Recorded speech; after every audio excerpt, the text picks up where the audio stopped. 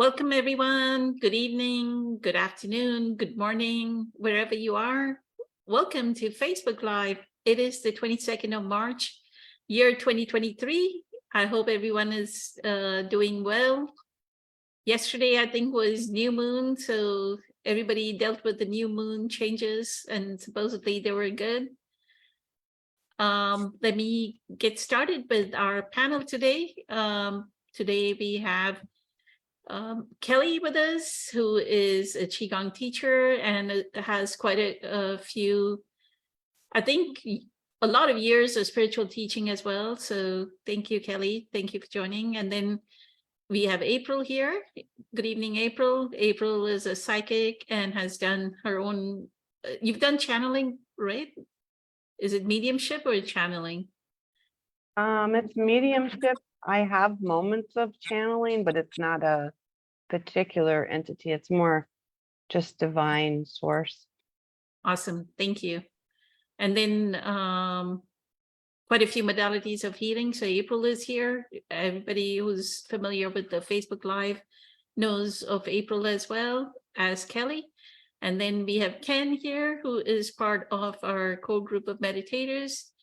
And then Patricia is here as well.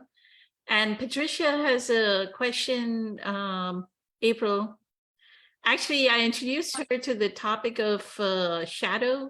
So a few years back, Oprah Winfrey had, so the late Debbie Ford was like probably the trailblazer in shadow work here in the United States. So Oprah Winfrey had featured her. So I don't know what happened, why I was telling Patricia, like, if one thing is working in one area and it's not, it's not working, why is it not working in another area, right? So it almost says like you've been suppressing it for so long that it becomes a beach ball effect. That's something that Debbie Ford actually showed very clearly in this movie, The Shadow Effect. So now Patricia has additional questions after that suggestion.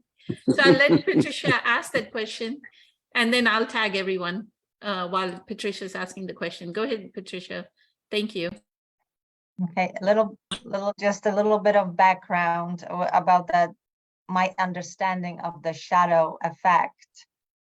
So in that documentary I watched that Poonam sent me, it's been presented that each one of us, when we are little, very little, we're getting some messages, like in the hypnosis, right, state, they're being imprinted in us, that's the programming we're getting. And some of them, not knowingly, are negative. Some comments that our parents do.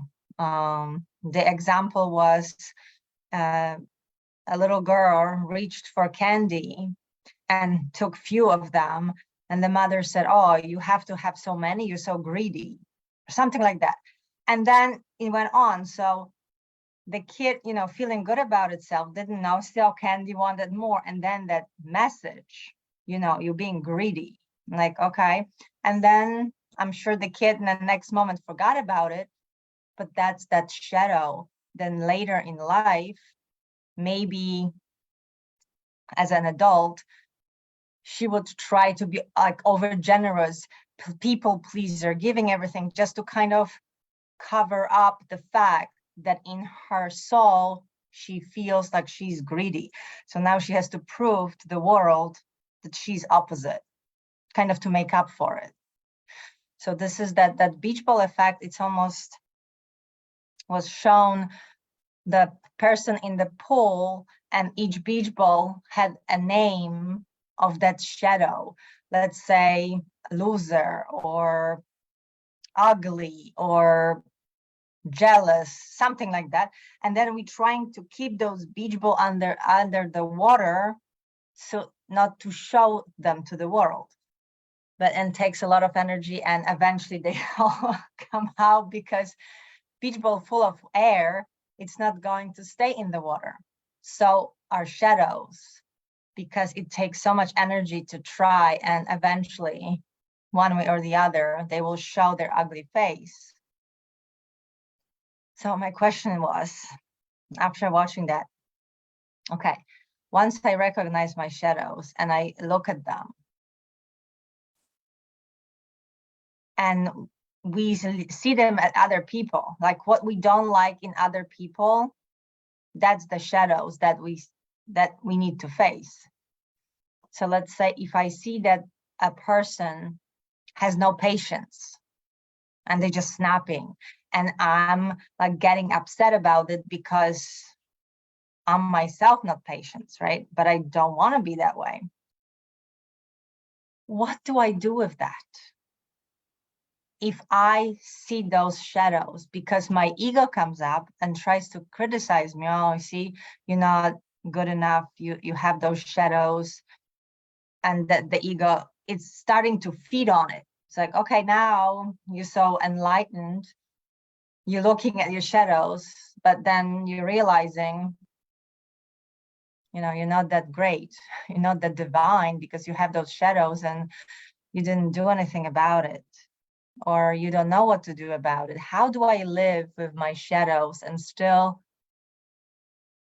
progress with my spiritual work? They kind of weigh me down. I don't like looking at them. I don't know if that makes sense. So yes, April, that's a chat. That was a long question, but once we are aware of the shadows, how do we face it and what to do next? Yeah. So You're welcome. Oh, thank you.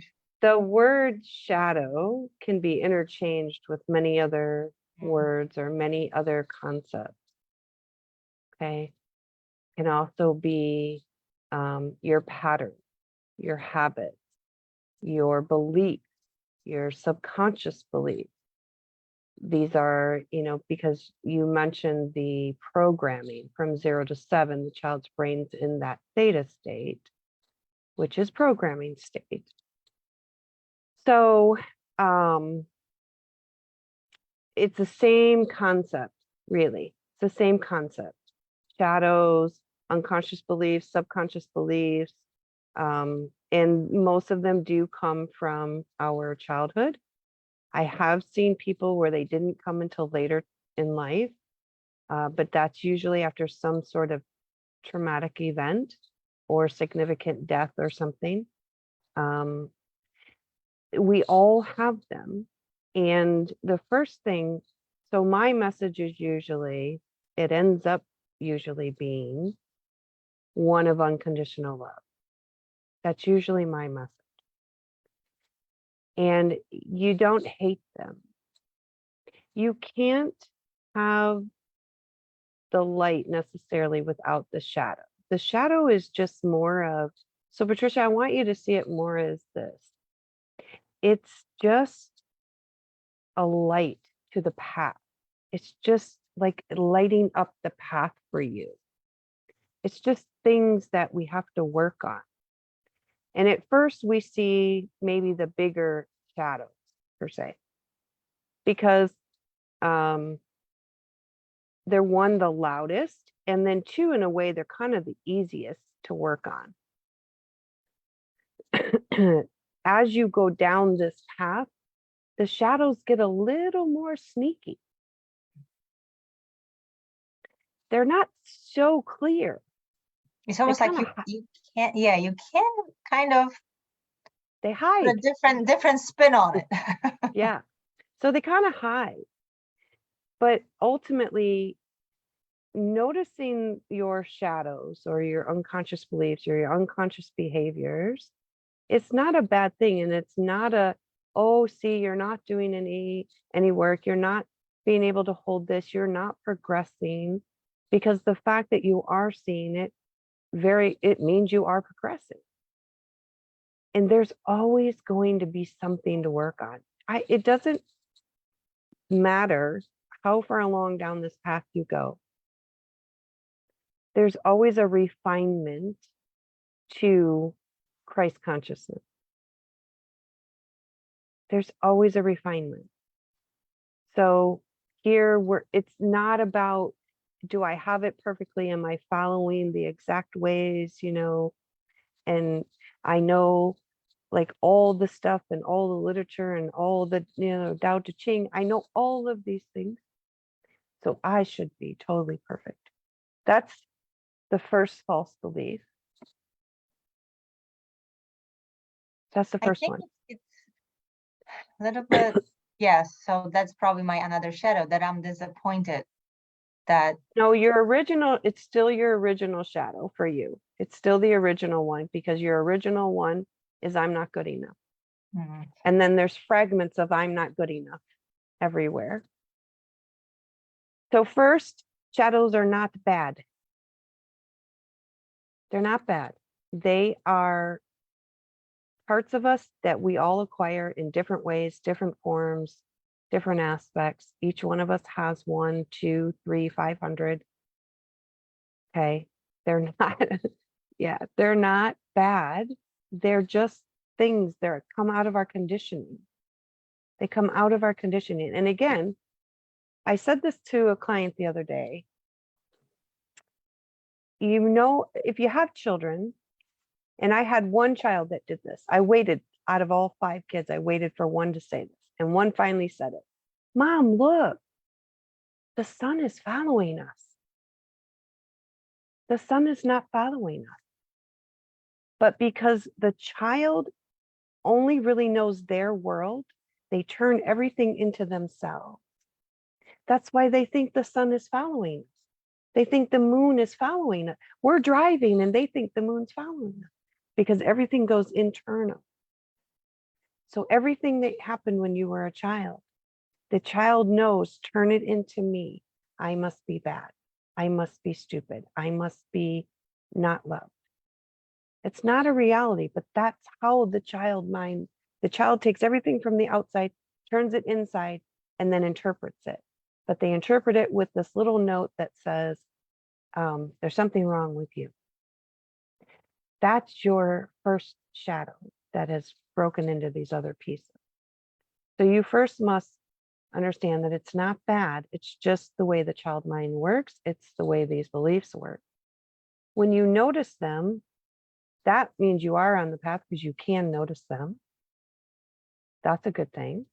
Doesn't mean we necessarily like that quality within ourselves, but then we start to work on fixing it or changing it. But it can't be held to a standard of, I'm bad. I fail at this. I can't do this. It just has to be a progressive working on, refining, and molding yourself into the person you want to be. so what do you do? What do you do in that moment that right now I A know, lot. okay, I know it A was mentioned lot. in the movie about forgiveness, to forgive the person that maybe gave you that label Mhm. of being not good enough, of rejecting you or being critical towards you, and loving them, like forgiving them. And then, Well, you forgive them because they are coming from their perception, their framework, their beliefs, their knowledge, their level of consciousness. And that's where it's at, period. That's where it's at. It doesn't mean it's at a very high level. It just is, that's where it's at. So they are working with what they have, with what they know. That's how you forgive them. You have to embrace people act how they feel. People only act as their level of consciousness, right? And then you offer the exact same forgiveness for yourself. I never beat myself up anymore, ever, because I have fully accepted that I'm on this path. I am 100% not perfect, not going to be perfect, but I never beat myself up. That was a constant thing for me. It never stopped. So you have to offer yourself that unconditional love, that same understanding. That last week, I was not at the same space I am this week. I'm not at the same space I was at last week, especially this weekend. I had an event. Every time I talk to Kelly and Kelly, it's like the most amazing thing. And my energy it just goes through the roof and it transforms me every time. So that is an expansion. So I literally am not the same person I was last week. I do feel sometimes that I'm, instead of expansion in those experiences, I'm going a little back in, like being Yeah, we have afraid. so yep. And that's normal too. So again, we offer unconditional love because this is not a straightforward path. This isn't a marathon, straight run, done, sprint over. No, it is a back and forth. You will go back and forth. I have times where I go to step back. Now, the funny thing, I laugh at myself because like I have some big things going on in my life, like huge things going on in my life on the side over here. And these are huge things, huge. And when it all hits me at once, I will stop and I'll say, you know what? This just has to be a bunch of rubbish. This has to be. And you know what? I don't even think I'm gonna do any of this anymore. And I swear inside I have to laugh so hard at myself because it's just not true. It's just not true. And once you keep going on this path, you don't get off the path. You don't stop. You do keep going. You do keep evolving. And when I'm in those darker spaces, I will say to myself now, well, I wonder where you'll be when you come out of this. I wonder how much stronger your faith will be, how much stronger your energy will be when you get out of this one. I don't think I'm bad. I don't think I'm falling back. I just have the sense that I know I'm still evolving. So the answer, Patricia, truly is unconditional love for yourself and for those people. That doesn't mean you weren't hurt. That doesn't mean it was right. But it is truly the unconditional love. Where does it come from, this love? It comes from those moments. Now, I don't want one, universe, I don't want one, but I think an NDE would be the most amazing experience. So, but I've been able to connect to that sense, that feeling, that love through meditation at times. I've been able, when I do energy work, when I do readings on people, when I do healings on people, I get that connection, I get that feeling. And that is just the most wonderful feeling. And that's where when you can touch that, you can hold it. So when next time you get that, hold it, imprint it, take note. This is what this feels like. So then when you want to, you can then recreate it. But then the next time you get it, you can be like, oh yes, this is it. It becomes the place you go because It becomes the energy you create. Because I can go there in a shed, I can go there in a home, I can go there in a garage, but it becomes the energy field you create of that one. Thank you so much. It's very helpful. Thank you so much, April. Always incredible. All the insights. So grateful for it. I wanted to read what Hernan said. He said, labels are very toxic. It's only, it's one of the cognitive distortions cited by cognitive behavior therapists. So we actually have a whole list of those, and I actually have that list right here. Because there are numerous ones of them that people use, and a couple of them that we're kind of familiar with is what one of them is like generalization. So it's the statement, all men are bad. Well, not all men are bad. right? Well, women are bad. That could be the opposite. All too. women are bad. Yep. And then another one is what we call catastrophizing. So one little thing happens and that's it. The whole day's ruined. My whole night's ruined. So there is a whole list of those cognitive distortions that we use. Yeah. And it's basically negative thinking, how we twist things to be bad and the worst. Before I started with this group, I had a few sessions with a therapist, and she gave me those and asked me to look for during my week when. So I had the whole list.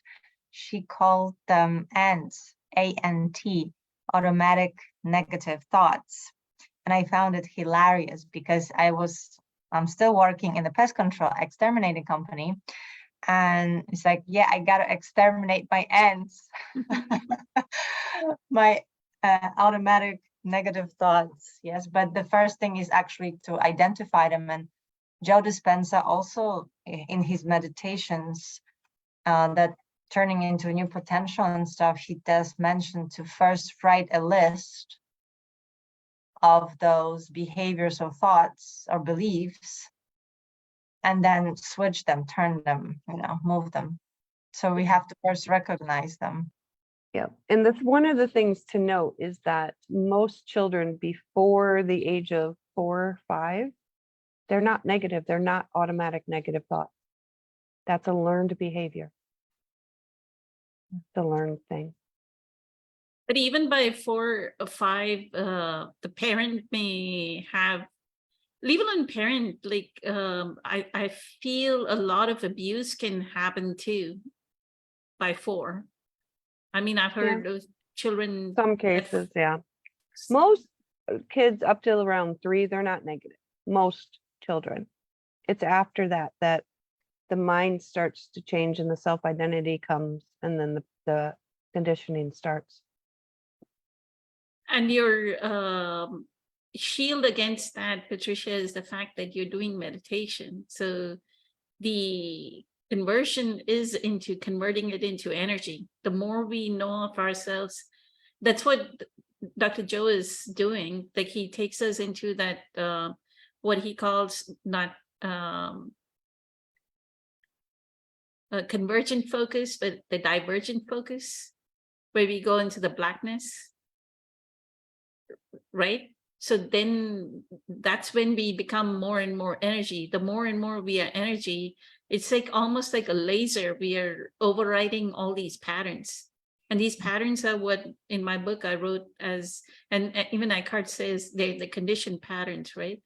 Like the mom said you're greedy, or the father said you're lazy. You lazy, or your mom said you never can do anything correctly, right? So all my life you're doing that.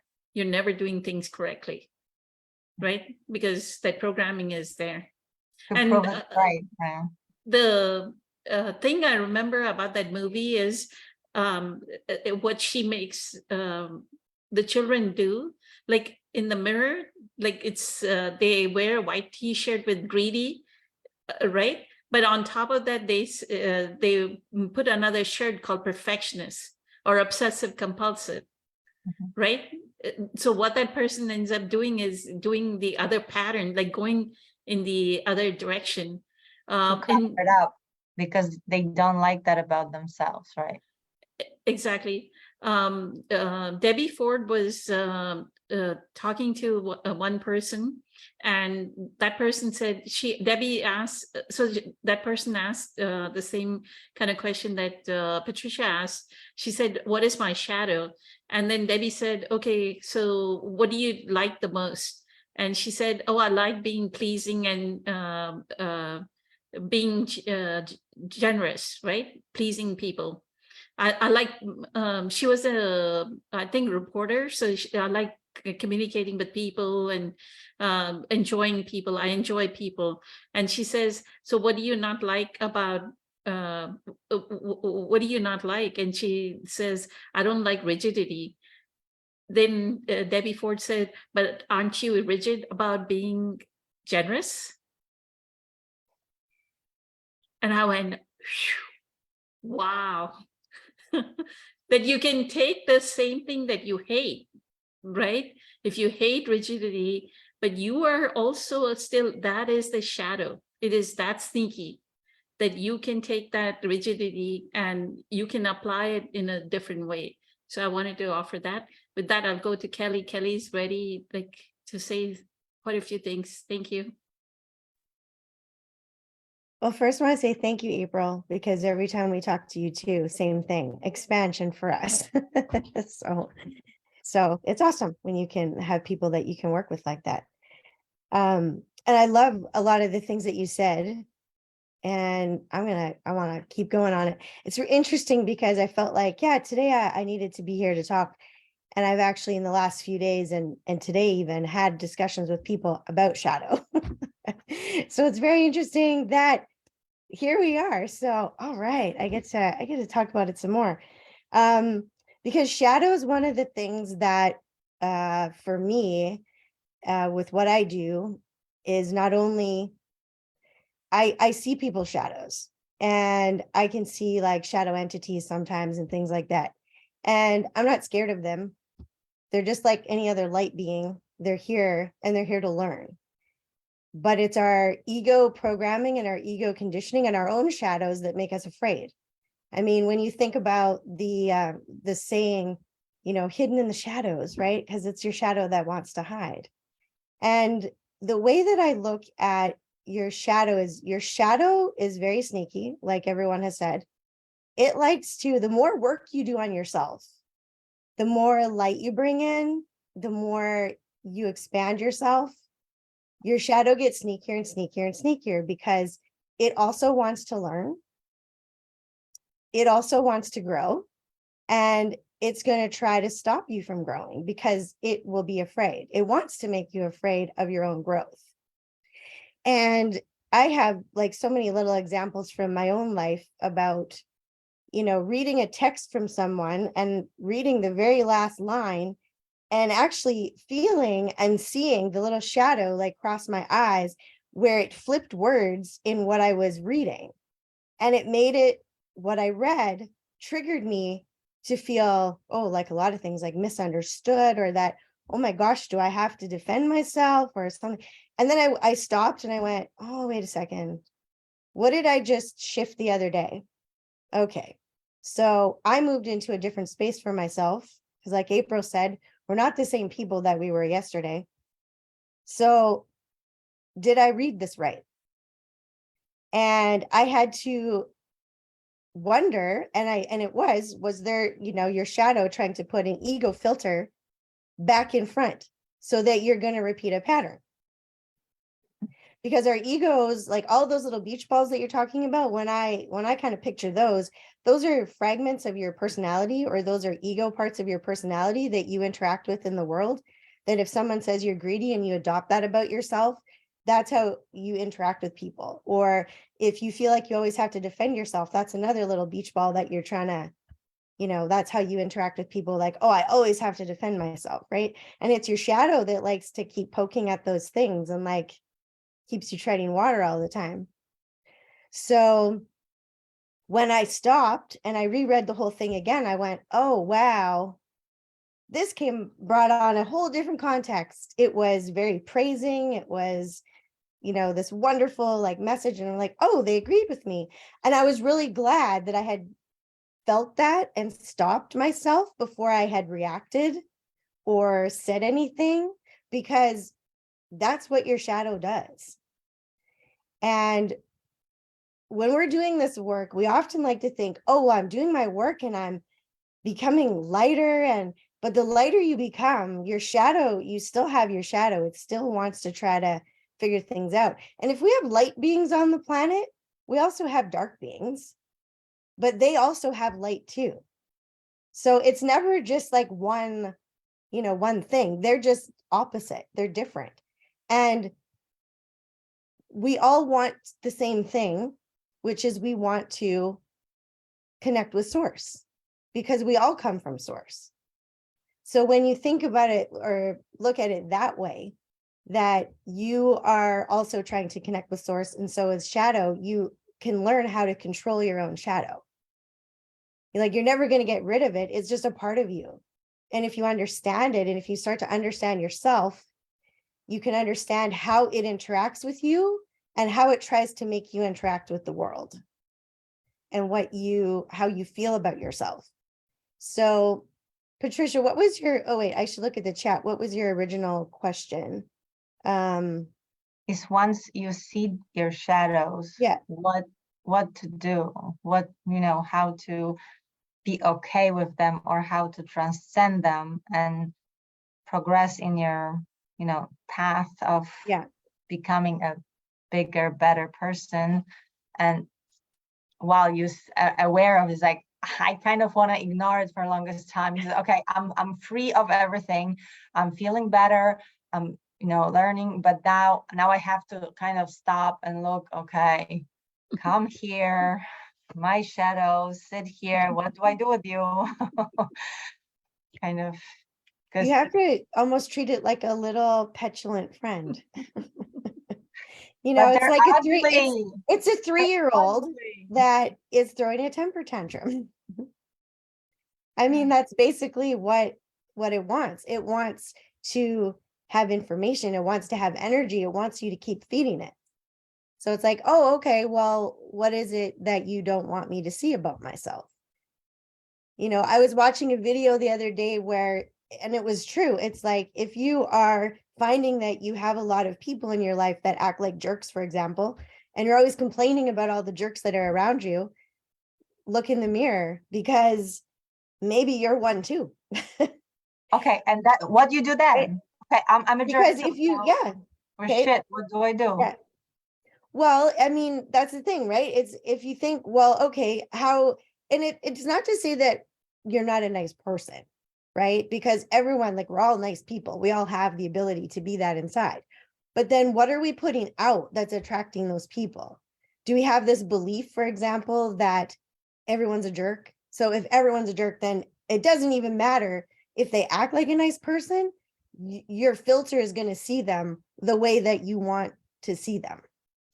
And that's really the thing, is to see what pain filters we have. When we go into certain situations, what filter is going on, so that, oh, if I don't like crowds, for example, I mean, it's a legitimate thing, but if I'm always telling myself, well, I don't like large groups of people, I don't like crowds. So every time I go in one, I've conditioned myself to feel a particular way, but maybe I don't have to feel that way. I don't necessarily need to, love going into a crowd, but I also cannot have that physical response or that energetic response to being in a certain place or to being with certain kinds of people. Like, there was an example that I had for myself today. I was talking to someone, and when there's this guy I met years ago when I first got divorced, and when I met him, he said, "Hi, I'm a jerk." He said a different word, but I'm a nice jerk. And he was fun to hang around with. He was, you could have laughs with him, but there was no real depth to any friendship. And I got to a point where I thought, well, this isn't really the kind of person that I want to hang around with. But he was very honest about the kind of person that he was. And then it's up to you to decide whether or not that's how you want to interact with the world. So if you have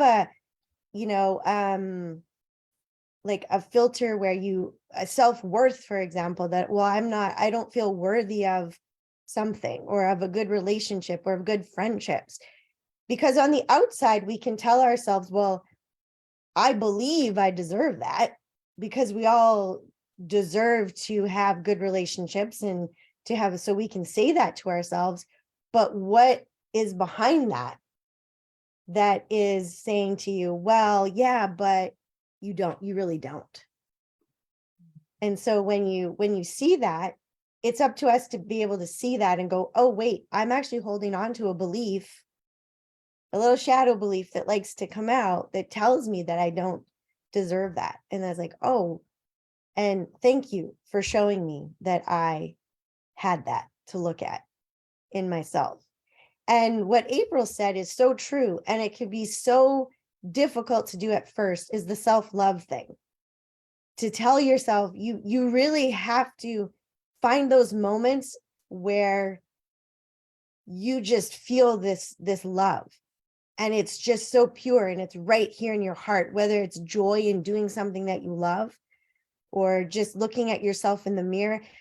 You wouldn't believe how hard it can be for people to actually look themselves in the eye in the mirror and say that they love themselves, because a lot of people will do that and it's hard. They'll look side to side, or they'll start to cry, because once you look yourself in the eye, you can feel that, oh, maybe I don't. I can remember when I did that, where I was like, oh, I don't really love myself as much as I thought I did, where I say it all the time, but I can feel there's something behind that. So you find those moments where you have that in your heart, and then, like April said, you hold that. And then when you feel it again, you let that expand. And every time you have to let it expand more and more and more. And it's a process. So will the shadows ever dissolve, or they will just not have that much energy and will just learn how to live with them? Well, my feeling right now that how I understand things, because, tomorrow could be different or next week, is that I don't think they ever just will disappear. I mean, it's a part of who we are. I may change my mind about that. I don't know. But it's about taming yourself, because you got to find that balance inside. And I had a thought when you were talking what I was going to say. See? And then it's like, oh no, now you can't say it. It's like, I think do. Yeah. I think it is like, it is a process, and I don't know that, but then I think, like Kelly, I think of, what about Jesus, or what about True. Gandhi or Yeah. Buddha? Mhm. Did they truly reach that point that they didn't have any shadow, any ego, any subconscious patterns? Did they truly not have that? I don't really know that we could say absolute 100% Mhm. they're gone, because I think life is continuously a process. Yeah. I mean, that's my sense, but I don't know. Yeah. And I mean, I guess we'll know when we get there. Right? I mean, so that's really the only thing you can do right now, is to acknowledge that you have a shadow. Like, So now acknowledge that you have it. at this point in your journey, when you face a lot of them on the way, are they like less and less coming up, or you just aware of them and you kind of looked at every one of them, you're aware, and okay, they're there, and you're moving on, not paying too much attention to them? Well, in my experience, it's the trigger. If there's an emotional trigger, those are less and less. And you don't necessarily are emotionally triggered by, your shadow trying to do something. And it's just a process where you recognize it, where you learn how to stop yourself in that moment and go, oh, I think there's something I need to look at here. What's happening? Why do I have this, is my shadow trying to do something today? Because it's true in my case anyway. I feel, and maybe April for you too, that I find that the more you let go of your shadow it just gets a little sneakier, where it's very subtle, and it's not so like in your face, but it can be very subtle. And you just have to watch, like, especially if you've made a really big shift for yourself in a belief, or even just a life event or something, that your shadow is going to try to hook you back into something that's old, just to But see if it even has any power, just to see if you're going to notice in what a it's doing. sense, at that point, you're a little more wise, so now you're equipped to actually find the little sneakier shadows now, because Yeah, because you built up your toolbox and you've built up your own inner strength. I think for you, Patricia, one of the main things is that, and maybe for others that are listening, is when you find a shadow or you find another, what we call layer or aspect, you don't beat yourself up. Yeah. You don't beat yourself up because, oh, I found another one. Now, it might be annoying, and sometimes it is. Like when I found another layer to some of the traumas I experienced as a child, I found another layer, and I was like, seriously, come on. How many layers do you got? Yeah. Right? But I didn't beat myself up because I found another layer. So that's the difference too, is you really stop beating yourself up and you just understand that, oh, here's another layer. Oh, here's another little hook that's in there. Oh, let me take that hook out. It just becomes, like Kelly's saying, process. But there's no what- beating of the self up. Thank you. Yes. Beautiful. Thank you, April. Thank you, Kelly. Incredibly amazing. Thank you for the insights. Let me read what Christina said. Christina said, I've also seen it, and it seems so good to me to recognize that we have a shadow in our ego and to begin to accept that, to love unconditionally. That part of us that brought us here and accompanies us is the beginning of true transformation. Since we also realize the shadows in others and compassion arises, that it is only human unconsciousness and each one of us is I think she means transitioning what we need to evolve. Beautiful. Thank you so much. One of the things that I wanted to, I'm trying to remember, I've watched this movie like 10 years back, 8 years back, long time back. So I'm trying to remember the way Debbie Ford showed the shadow was like this man. You watched the whole movie, right, Patricia? The documentary, whatever you call it. It's an hour and a half or 2 hour short movie. So there's this man that cleans up his patio, and there's a Buddha statue, and he cleans the Buddha statue. And like, so the outside of his home or his apartment is like immaculately clean. And the moment he steps in and he opens the door, it is like the nastiest, filthiest house. Like there are dishes everywhere, there's food everywhere in the kitchen. So that's a shadow. Like outside, he's showing that he's so clean and keeps himself so immaculately clean, but actually on the inside, he has like the filthiest house ever. Then she also states like somebody who is an accountant and keeps perfect the accountant numbers for his office like perfectly, is the one that is writing bad checks, right? So that's the shadow working. So I just wanted to give everyone an example that you're the almost not so much as an opposite.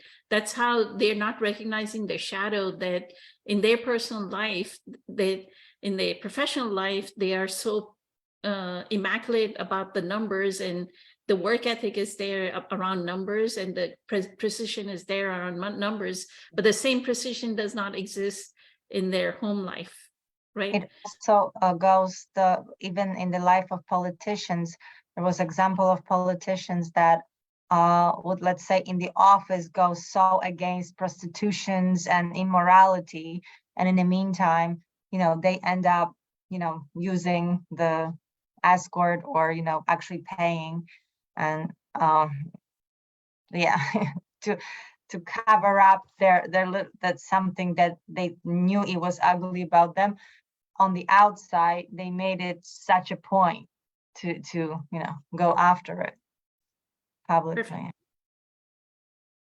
Thank you for that example, Patricia. So what I feel is Dr. Joe's instructions, Patricia, to always move towards the new self, to always move towards the self that is empowered, that's fearless, that's living its divinity, right? Is always working through that divine, right? The more we embrace those qualities and live out the nobility, right? How does a noble person sit? How does a noble person speak? Rehearsing that over and over again, I'll go back to the believe, behave, and become. We believe we are noble. But again, We, do they we behave. disappear? So the new personality doesn't have shadows? It'll be minimal, like it won't affect you. It won't be like so right in your face, kind of. The beach ball won't come hit you in the face, right? And the beach ball was what she says is when we are younger, we are able to keep these down, like all this greed and everything, it works fine. We have the energy to keep it down. But then as we are growing older, then we don't have the energy to keep the guilt and the shame and the blame and all that down under the water. And it comes and hits us in the face. So what I would say is the more you work towards that, if you follow one framework, is Dr. Joe's framework, right? Changing the beliefs and perceptions. He has a changing beliefs and perceptions. Maybe I'll download that meditation as well. But change each belief, each perception. And the more we change, that's why I gave you the video of Dr. Joe Vitale, where he was talking about when we do the Ho'oponopono prayer, when we say, I love you, I'm sorry, please forgive me, thank you. Each one actually means that I'm sorry for holding this perception about you. And please forgive me for having that wrong perception, because supposedly the way that Ho'oponopono prayer came through is this person in Hawaii, he was a doctor, a psychiatrist for a medical ward for prisoners that had mental dysfunction, right? So he would heal the prisoner by changing his perception about that prisoner. But he would just do it through this Ho'oponopono prayer. Mhm. Like I would look at Patricia and say, that perception about that person is changing, right? And sure enough, if he would change the perception within him, and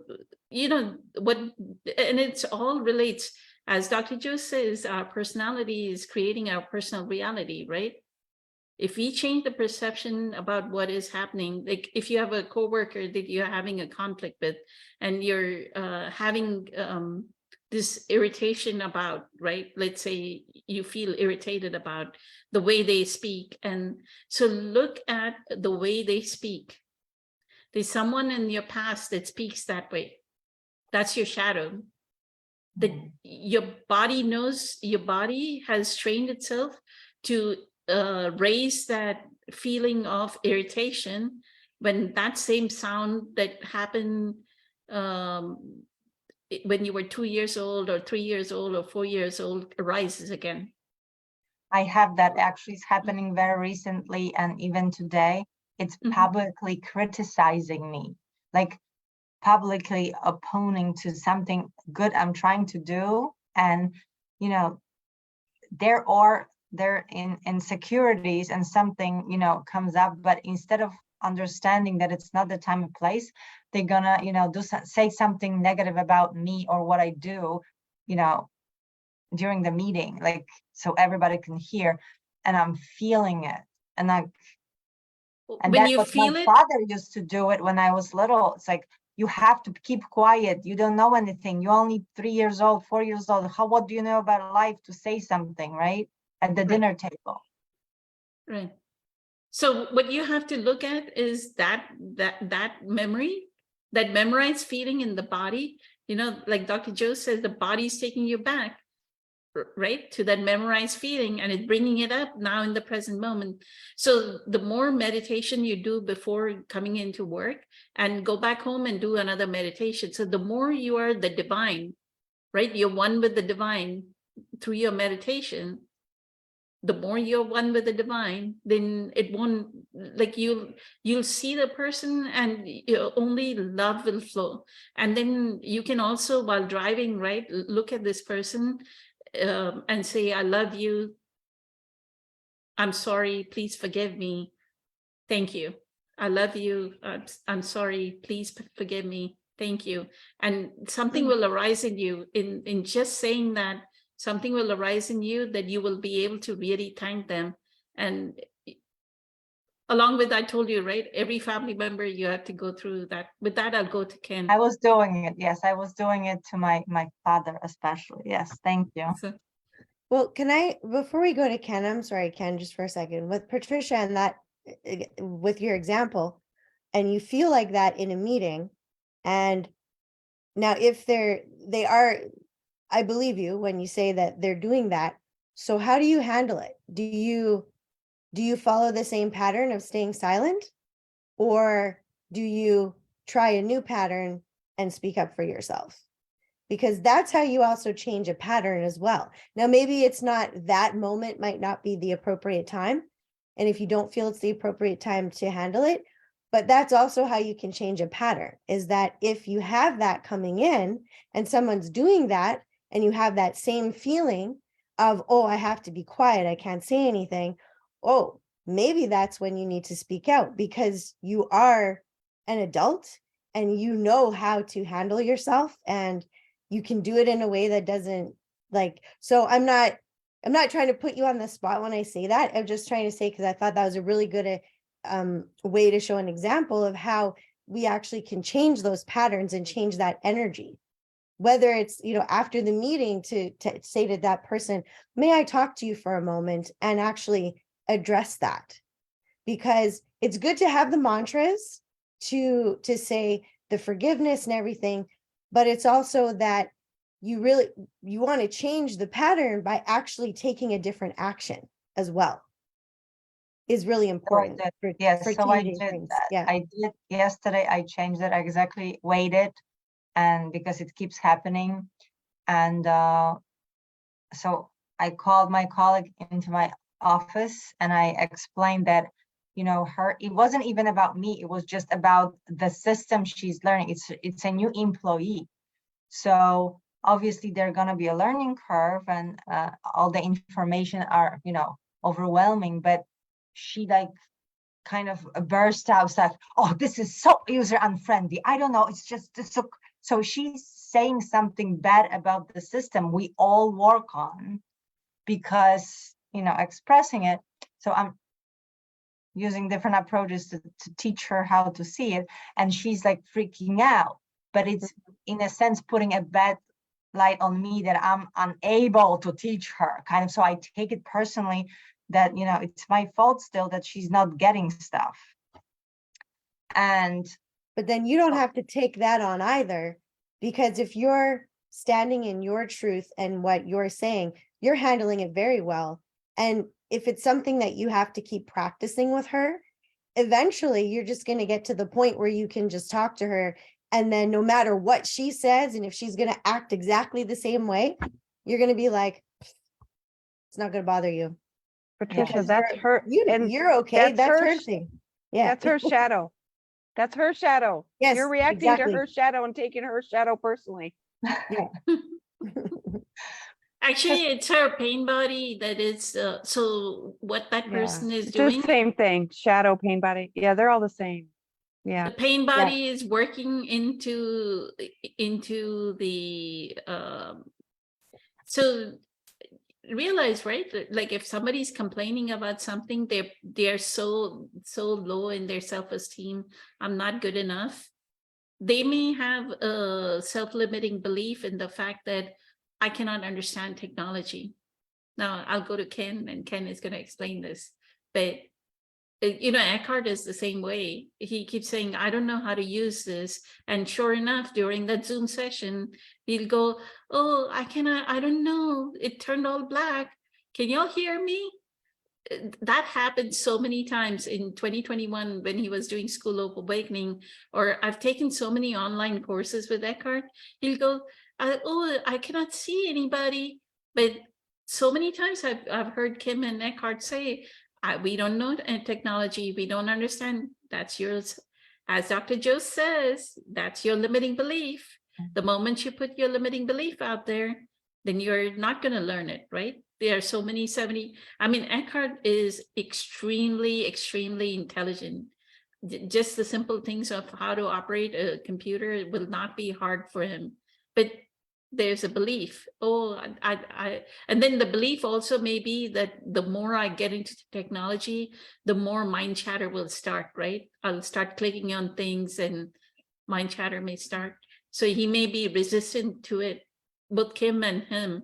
Because I talked to Kim in 2016, I got a chance to talk to her one-on-one, and I told her, why don't you all start a good like platform for your like social media and all that for your for Eckhart's work. And she said, oh, I'm not good at technology. I'm not that good at technology. That's what she told me. I said, but you still need to work on it, kind of Or thing. you can hire someone, you know, to do that Right, part, and you right. concentrate on your practice. Let me go to Ken. Ken, go ahead. You want to contribute to this conversation, this interesting conversation? Thank you. Yes, excellent conversation. And it's funny, I was just reading a book on some other work I'm doing. It's called Peeling the Onion. And that's about taking the layers and working through whatever stuff comes up. So, and it's funny, I had the opportunity to see Debbie Ford in 1999. And she kind of set me straight. I was in the audience and I was talking, and she says, you're pretty arrogant. And I said, what? And she says, yeah, you're arrogant. She says, only one teacher here, and it's me, it's not you. So, and don't offer advice. I didn't ask for it. Well, I mean, at that time, it was like, it really, now, so that affected my low self-esteem. And so that was definitely egoic on my end. But anyway, and then afterward, she did come up to me and she says, was I too harsh with you? And I said, no. I says, I'm learning the lesson. I didn't like it, and it really did affect me, but I can see more where that's part of my shadow I need to work on. And she went, oh, good. But anyway, so it's something where this about the shadow and whatnot, and more, I feel that I can think of how much shadow work I've worked on since I've been with this group. So, I mean, I had severe low self-esteem when I came on, self-worth and whatnot. And the only way I was going to work through my shadow was lean into my own fears and lean into the uncomfortability. And then also realizing that I needed to do the work because I was one that I wanted others to do it for me. And I really kind of took a lot of that as loving and helping. And then over time, realizing that it wasn't helping at all. And it really wasn't loving. It was like a lot of codependence. So it's just incredible how, and when something comes about, so if I have a hard time, like there were some of the days at the beginning, I thought I'm not pronouncing my words or I'm sounding stupid. And so that helped me to realize a lot of the pain or suffering about what things I needed to look at. And then I also had to do things where I had to forgive the people that said that to me. And then I had to forgive myself for believing it. And then I had to forgive myself for not confronting it, not taking responsibility. So it's amazing how many fragmented pieces of myself that I needed to confront. And realizing that there's different layers. And sometimes I have to go to a layer, and it may be part of the ego. There may be some work I need to actually have. If I haven't had enough pain and suffering, I'm going to keep going, getting slammed again, or getting hit again, or repeating a behavior again until I went, oh, I think it's time I better look at this rather than just keep repeating a behavior.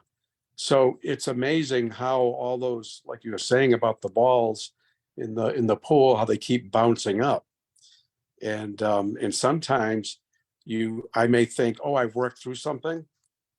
Yeah. Well, a few months later, bingo, I'm around somebody and here comes that balloon again, hit me smack in the face. And then also is that ego can rebuild itself. So it's something where I've learned, it's been brought up, I need to make friends with my shadow. And then also I need to love my shadow. And that's what I'm really doing a lot of, is that uncomfortability. I'm learning that if I want something to change inside of me, I'm the only one that can do it. You can't heal my wounds. So it's something where, again, going in and layer, and there's more layers. And then I can be around certain people or certain situations, and I'll sometimes purposely put myself in that uncomfortability. So I'm either going to stay in denial or I'm going to work through what I'm having a difficult time with. And a good example of that is when I went away last summer, and then even when I went away this time. And this time I've come actually a lot more things that's really uncomfortable. And I'm like, okay. And just like April was saying, I'm learning, don't beat up on yourself. Really embrace that part of me and realize that what I do, sometimes I'm powerless over and I can't help it. And that stuff's going to come up. And the worst thing I can do is fight it. If you resist, it will persist. So there's so many different ways of dealing with our woundings and dealing with our shadow. I And think so you- I've learned what and Debbie Ford did say is that make friends with it. Right, I Make think you touched on friends. something very important here that also was in the documentary, that she said, see if there is something good in that shadow. Because sometimes Mhm. there's some kind of energy that helps. It's like a practical, some skill. Like she gave example of, she was called the bitch. And Right. she didn't like that about herself. So she wanted to be pleasing and blah, blah, blah. And then someone's like, but is it something good about being a bitch? And she's like, well, sometimes it gives me that push to be, to get something. Like if the contractor are taking too long to finish her house, she's gonna kind of be little like, bitchy about it. And then they finish it quicker, kind of. So she said to use your shadow, not let the shadow use you. Kind of, but you can only do it when you're aware and you're stronger than your shadow. Then you use that element of what's actually good about it instead of living such specific situations, instead of letting the shadow use you. Right. Right. And that's just like sometimes some people allow themselves to be a doormat. Well, people will keep taking until you finally have enough and you can stand up for yourself and say, that is unacceptable. I don't like that anymore. And if you continue it, I don't want to be around you, or whatever it may be. So it's amazing how sometimes the shadow's there to help us. And it's just like Tony Robinson talks about. He said, this is happening to you to help you, not to hurt you or punish you. So Happening it's for you instead of to you. correct. Life is happening for you instead of to you. Right. Right. And that's, again, sometimes we have to work through different things for different reasons. So excellent topic.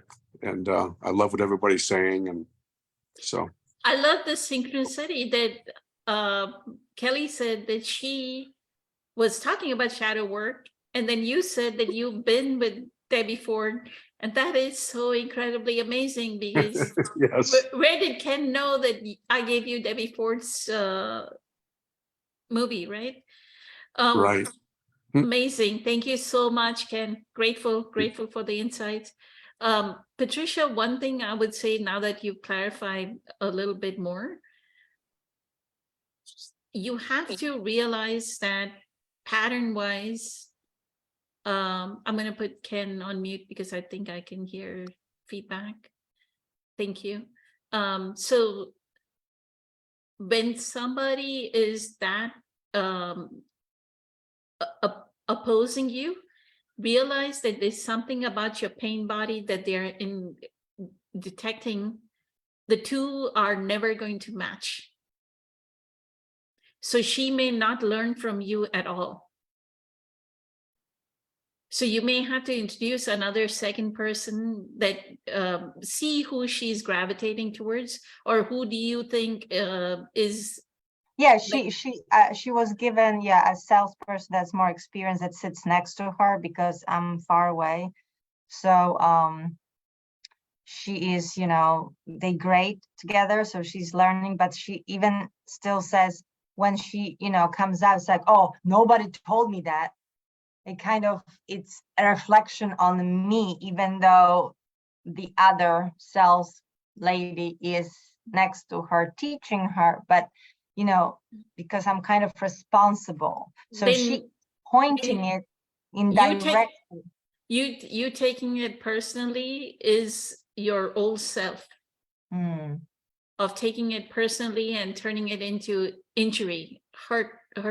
The ego is using it to strengthen That I'm not itself. good enough to be teacher, to teach her, certainly. Yeah. Just realize that in this world, you can be the sweetest, like I can be the sweetest, kindest, most compassionate person on the face of the earth.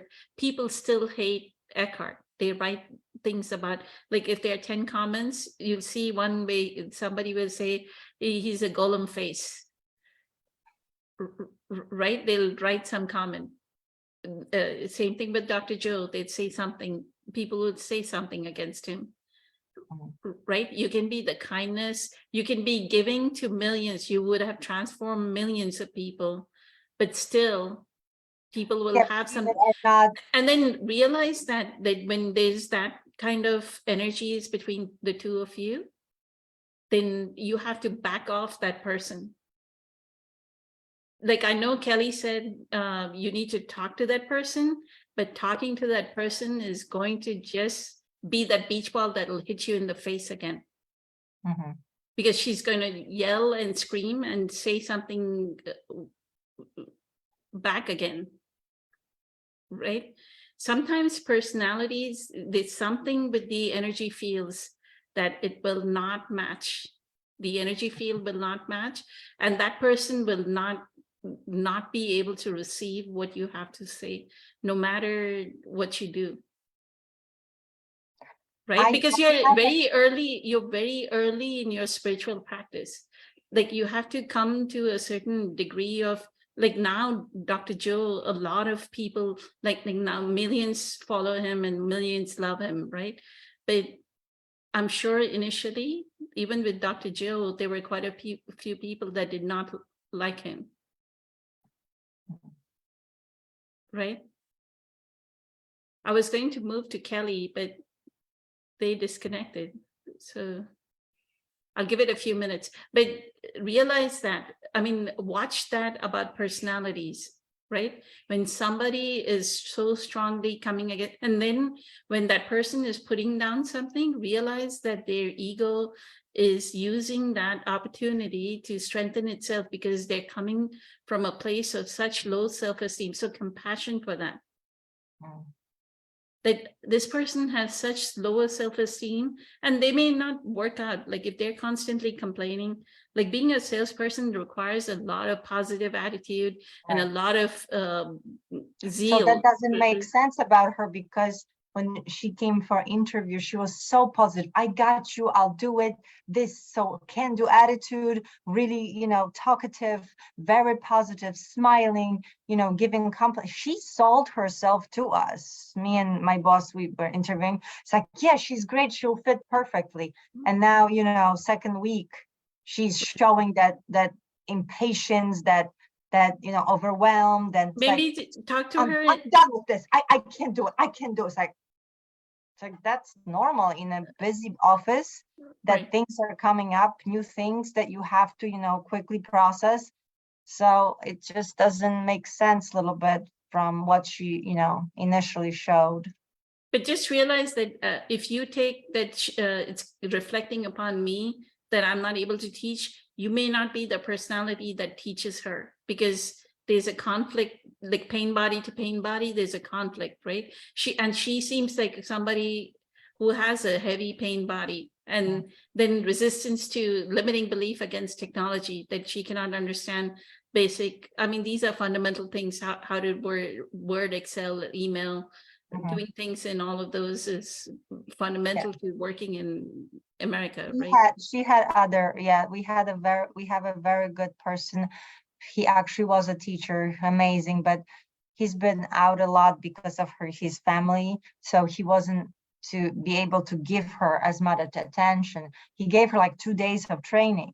So that should have given her enough of the foundation, but now he's out. So that's been not even my issue. It's been ongoing with the company, that there is no training, really like a training, in-depth training. Everybody can, You should record, get this person to record, the person that is good, record it on video and keep those believe videos so that people have can. that looms, yes, and he never has time. So this is a problem too.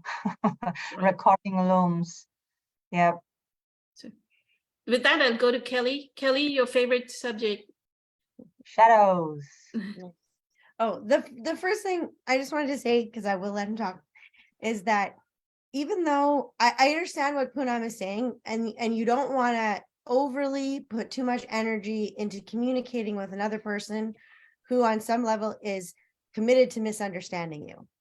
However, it is also good for your own energy and your self-esteem, and for your own self-power, for your personal power, to reclaim your power from the energy that you are giving it to, which is to be silent, etc., all of those things, is to actually do speak up for yourself. Don't put your identity into it, or that it's, that, oh, I can't teach her. Well, maybe like Poonam said, you're not going to be the one to teach her, because she's on some level. When you are moving into your own personal power, you're going to get people whose shadows and egos on some level, like it's an energetic level, it's a subconscious level, it's not conscious on their part, that they're going to challenge you because they just don't like your energy. Yep.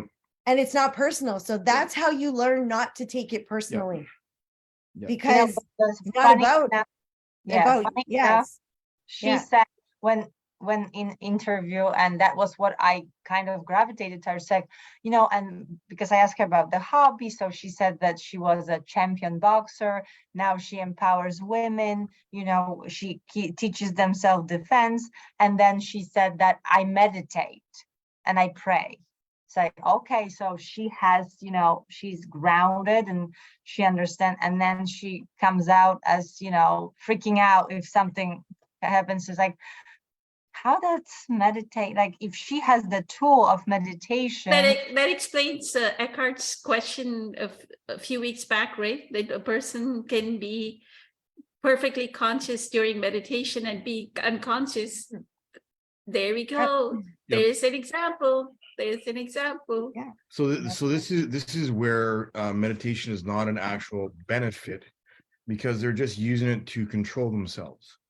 There are so many martial artists and meditators that I know and have, again, one of the reasons why I removed myself from the Buddhist community here in Winnipeg is because they're all frauds. They could sit and meditate, and then they go out in the world and they be triggered, and they would have no discipline and no self-control emotionally.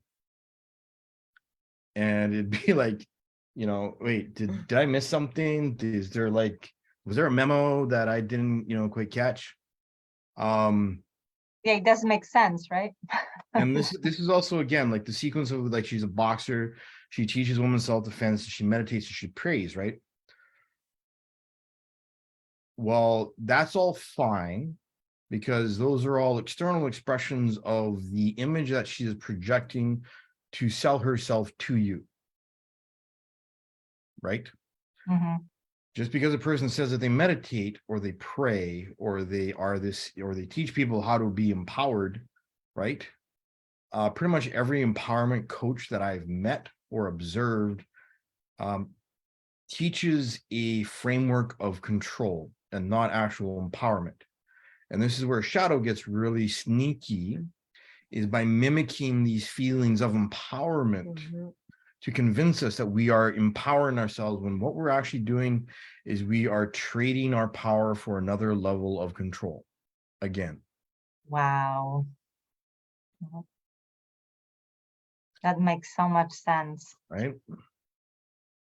So shadow parallels, mimics, and fakes feelings in our minds, in our bodies, to convince us that we are actually empowering ourselves, when we are in fact just giving up our power all over again for another illusion, which is actually, again, control, which suppresses us and keeps us down. I know this because I used to do this. And I've I've done gotten, it. and I think most people I have done a this box, work have done it. t-shirts, $8.99. If y'all want one, I get, you know, I've got Yeah, I've got the points of reference. can you tell? So let me ask you And- the example of me, let's say I was criticized by my father not to speak. Like when we were sitting at the dinner, I remember as a kid, I wanted to say something because I said, you don't know anything, shut up, you're a kid. So, Well, this is the story of my life. right. Yep. And now I keep that, I'm in business, so that I need to do presentation, I need to do things, and I'm kind of like putting myself out there to keep talking to people so they will listen. Yep. And now is the fact that if they kind of half listen, half not, I'm trying to engage them, but they're not giving me, and I'm coming up with new ways to and entertain them a little bit, to use, So but Patricia, it's still not, it's like if I'm trying to still prove that I can be heard and have an influence of someone, so Stop. should I stop giving presentations? And no. Stop trying to prove yourself to your father. April is saying something. Exactly. Like I just want to scream it louder for those in the back. Please scream it louder. Yeah. Yep. You are Seriously. not your father's voice. You've never been your father. Your father cannot control you. You are a adult. You are a person of your own choosing, and you do not have to prove anything to anyone except yourself. Stop trying to prove yourself to your father. You are not your father's voice. You never have been. This is where cultural and societal programming, and especially family programming, interferes with our self-awareness and our development by trying to control our perception of reality and make us believe that our parents' opinion on reality is more important than our own personal experience. And you may never get everybody to hear you 100%. Yep. So you communicating with someone is never about you trying to get them to hear you. It's, do you hear yourself? Yeah. Do you know that you've communicated authentically? Do you know that you're worth having your voice heard? And whether or not someone else thinks that what you said is worthy doesn't matter. Yeah. It matters that you expressed yourself. That's what matters. Yeah. That's I all that like matters. it. I like doing that, preparing and saying Right? something valuable. I always, That's your voice. That's your voice. You liking all of that, enjoying that, that is your voice. That is part of your voice. And then you sharing that, That is your voice. One of my colleague came to me before and he's like, are we still having a meeting? And I said, yes, of course, I prepared and everything. It's like, yeah, because most of these people don't really care. And I said, they just come here, they just want to do minimum and leave. And I said, well, I'm not gonna stop being myself just Yeah. because they're Mm. Yeah, Yes, exactly. that's the most still important believe thing. That that is you. on that That is you. level, I'm planting some seeds and Yep. I'm still showing the gratitude. I appreciate them, I welcome them, and I give them something, and then they take it and do what they want with it. I'm done. After the meeting, I'm moving on to the next thing. Exactly. So with your father's voice in the back of your head, move on. It's just like a meeting. You don't have to listen to that voice of your father's ever again. You can observe that voice, but you don't have to listen to it or consider it relevant in any way or fashion, because you are your own person. And as you have just described, you already understand how to do that. So why is your father's voice louder? Why do you give it more space than the people that you prepare meetings for? He's not the boss of you. Yeah, but the shadow still comes up, like when my colleague kind of tells me that she is not getting it, and I take it personally that I was not able to teach her or train her properly. Again, it comes back to my father saying, you're not good enough, you're not the boy, you're not this, so no matter what you do, you're not gonna. Again, why are you listening to Say that? thank you, but I don't believe what you're saying Yeah. anymore. Yeah, honestly, tell yourself that I do not believe you, Father, anymore. Literally take that type of a conscious step to say that out loud.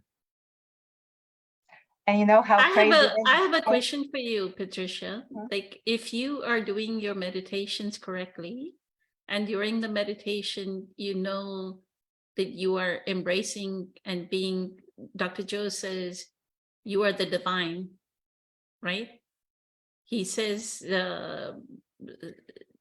how many times does he say you're a whole new body, whole new environment, whole new time, right? How many times does he say, open your heart, right? If we've done that many times, how is it that you are not embracing that? So see, that 30, 40 years of programming of what your father's voice is overshadowing this new work that you're doing for the past 6 months. Like, you're not able to overwrite. Even though you're doing the work, you're not able to overwrite the pattern that has Not been yet, going on not for yet. 20, It 30 takes years, practice. It takes practice. right? Meditation is the practice. It's not the application. So focus on the work and let go of what this person is going to say. Let them be what they are. Their pain body is their pain body, right? And their conditioned patterns and whatever is playing out within them, recognize it is them, not you. Don't take it personally that this is now I am the one that is not doing the work properly. And when people are not listening to you on this thing, in your mind, look at how you're saying and what you're doing as a presentation. Are you satisfied with your work? Did you do a good job? Did you put in an effort? Yes. After selflessly giving that, that's where you're not learning how to renounce the fruit of the action. You're still looking for that father's approval back Yes, I see it in the now. Oh form my God. in the form of somebody telling you, oh, what a great presentation, Patricia, what a great presentation. No, the thing ended the moment you did the presentation. It ended. You gave presence to how the presentation, you gave presence to how it was written, how you built the slides and everything. And after that, the moment it's done, You renounce the fruit of the action. How many times have we talked about that? That you selflessly give, you sacrifice each moment. Karma yoga is about selflessly offering the action to divinity. And The shadow is renouncing- still me judging myself if I did the good job enough. And Right. the only thing I can tell is if they were able to accept it and loved it, and if they just liked it or they just didn't say anything, that's for me saying, oh, I guess it was worthless. And one of the things is also lose your ego about if you are in a management position that everybody below you has to just listen to you, right? No, Just no, because I don't have it. I just hope I'm that- just saying in the background, the ego is doing that. How is she not? I am the manager and I'm training her and she's still not able to grasp it. In the background, that is working. The ego is working. It's kicking you. That's the other beach ball. Remember, you have quite a few beach balls. That's the other beach ball that I'm the manager, right? So one other thing you have to get is the humility that it's okay. Even though I'm a manager, their personalities are going to clash because pain bodies clash. Somehow her pain body is not allowing, like the energetic form of her pain body is not allowing my energies to invade her space, right? Because this happened to me I was the team lead, right? So I was the person that trained everyone, all the new, anybody that coming into my group. There was one girl that would never allow me to train her. She would get the training from anybody else, but she would never, I would go ask her, how are you doing? Do you need any help? No, I don't want any help. Any suggestions? No, I'm fine. And I let it go. I'd let it go, let them succeed or fail, however they are. That's one thing that you learn through Eckhart's teachings is be in the state of acceptance of however they are, accept them for how they are, right? The more you accept it and not put a label to it on that behavior, the more you'll be at peace. So, and that person, what will happen in that acceptance in your peace, that person immediately left, like within a year or two, that person left. The same thing happened to me in 2018. There was this thing, right? And that's why you don't always have to talk to the person at all, is my experience. Because this person had some kind of conflict and she would like, around me, like I realized that the exact thing that I'm telling you, no matter how kind I am, no matter how much I give, selflessly give to the group, this person is not going to, their pain body is not going to accept it, right? So what I did was I would just put on Eckhart's talk. I would put on some sacred acoustics music and I would keep doing, I would get zoned out into my work and I would do my work. In that surrender of mine, the universe turned it in, we had some management change and then my manager was somewhere else out of state. So they changed our policy. See how the universe helps us. I didn't have to say a word to anybody. In that acceptance, in that presence power is the key. We moved to 3 days at home, 2 days at work. Then what happened was we were doing that, so I hardly ever saw her. Then Christmas came, right? So I took some weeks off. She took some weeks off. So I never saw her. The next year came, she left. She left, my manager left. Wow. So the universe kind of reorganized it for I'm you. telling you that presence power is the key. The presence power is the key. The more you can embody, the more you can surrender, let go. You don't have to have it. You don't need everybody to follow you like a. But Yeah, what but happens with everyone's the shadow? situation is different. What happens with the shadow in the presence? Like I'm in the presence, I'm observing that happening, what do I do with this? What do I do with the shadow if I'm in the presence? Does it, What do you mean by shadow? What if you're- happens to? But if you're actually like within your own presence power, you will know whether or not you need to respond, because needing to respond is never really about the other person anyway. Yep. It's about whether or not you claiming your power is just about speaking up. Because for a lot of people, we've been silenced. So speaking up is important. But then also, if you're in your presence power, like Poonam said, maybe in this moment, in this particular moment, you don't need to say anything because it's not worth the energy to put into it.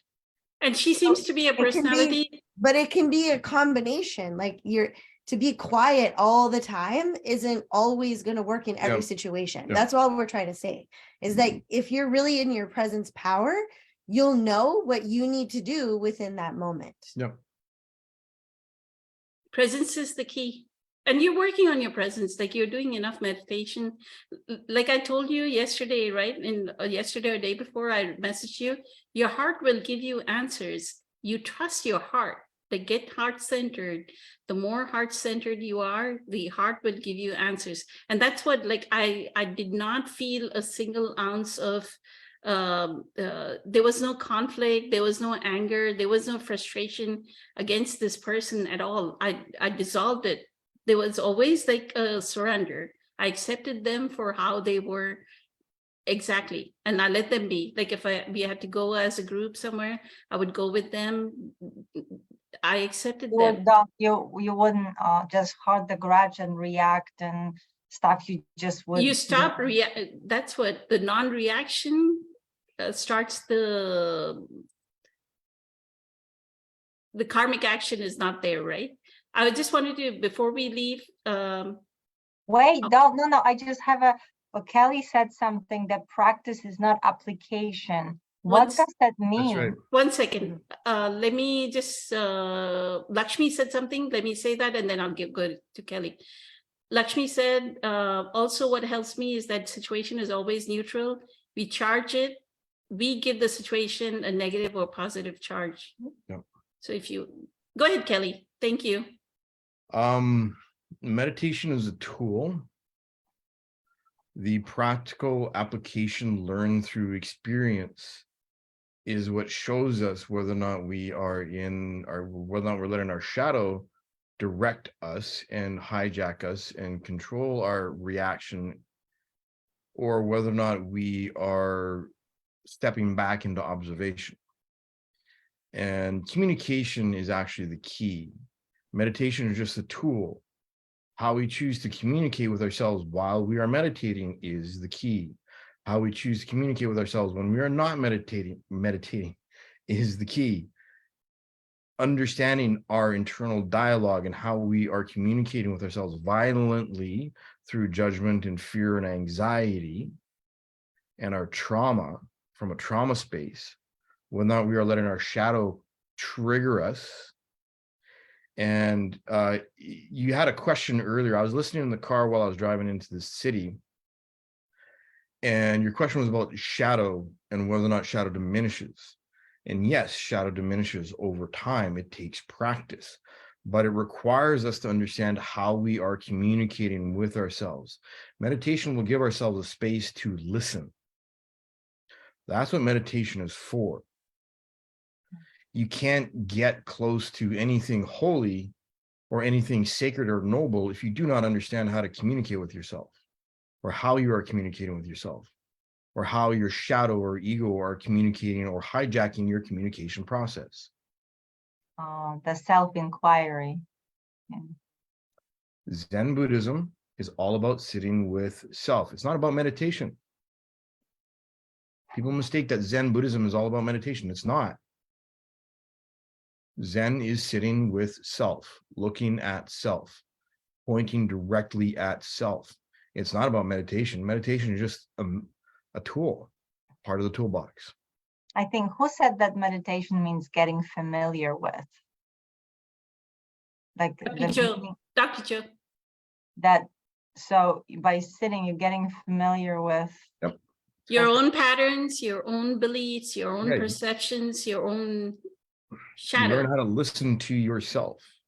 This is why I love the martial arts. This is why I love Qigong. This is why I did spend years and years and years meditating, is because it's about understanding how to listen. You can learn how to listen going for a walk or listen to music, but it is the quality of space that you give yourself to understand what you are feeling, what kind of energy in your body you are feeling when you are actually spending time with yourself, that will show you what kind of internal communication you are actually having with yourself, and whether or not it is motivated by your shadow. And shadow encompasses all the pain body, all the trauma, all those concepts, because your shadow is the energy, the part of your personality that is given life by your reptilian brain and all of the survival instincts that you're programmed with, that you inherit from your family, from your society, from your previous embodiments. So your shadow that comprises all of those layers of reality is really important to listen for. And it is that feeling of being triggered. When you feel triggered, that is your shadow. Period. That feeling is important to understand and to listen to, and to listen to the different variations and tones of how it rises to the surface and when it happens and why it happens.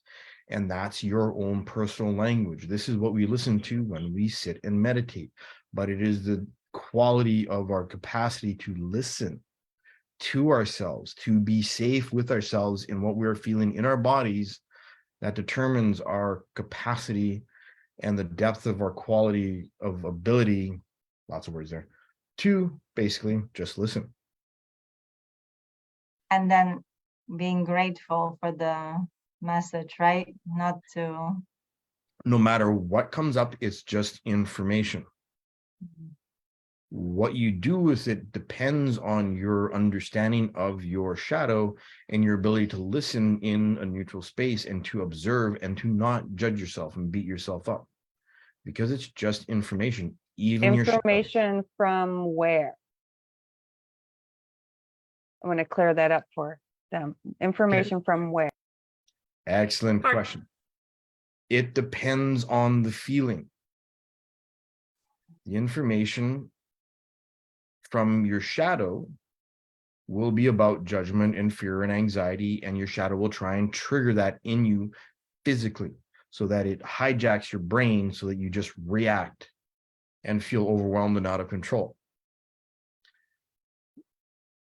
The information from your heart is peaceful, is calm, is a deep knowing, will sometimes make you cry because the feeling is so beautiful and so deep and so quiet, because shadow works with agitation in the nervous system.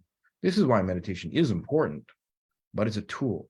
It's the quality of listening to understand what you are actually listening to and which volume control you have up. Is it like, is the shadow volume turned up, or is your heart volume turned up? And it's the feeling in your body that will actually tell you which is which. So in the moment when I'm feeling the body reacting negativity, I need to stop, right? I'm That's right. not responding from that place. I've literally told myself, like, pretending to smack myself in the head internally, go, I am not this judgment, I am not this anger, I am not this fear, I am not this anxiety. Literally, I've done that for, years at a time, months, sometimes days, where I have a whole day where there's nothing but the thought process that I am pushing through my head. And you can push that thought process through your head. You do not have to listen to your thoughts. You can actually determine what you think about what at any given time. And you can tell yourself, I am not this anger, I am not this fear, I am not this anxiety, I am none of these things. I am a beautiful being, a brilliant white light, observing those things. Are you good, Patricia? Since it's getting late for April as well, and I'm never good. What do you mean? we She's can like, do I want more. Of We can course, do it I next can week. have another hour, 2 hours Oh. with April, with Kelly and Kelly, with Ken, with you. I'm saying, Yeah. it's such We a could great go topic. into,